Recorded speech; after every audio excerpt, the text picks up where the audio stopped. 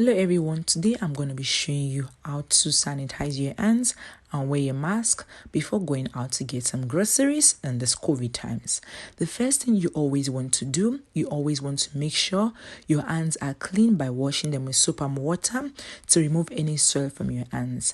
After you do that, you want to make sure that the hands are dry with a paper towel, and then you're going to sanitize. So now I just put a pea size of the Clinic Plus hand sanitizer on my palms, and I'm working them in all the corners. You must always make sure that you work them in nicely, like it must be so that you can kill all the germs from your hands.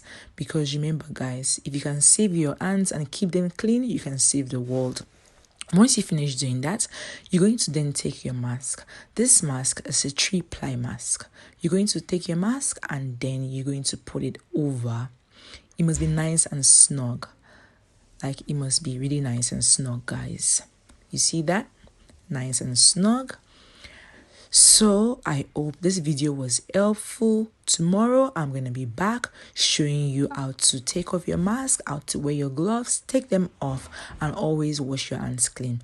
Be safe, be clean, and save the world by cleaning your hands.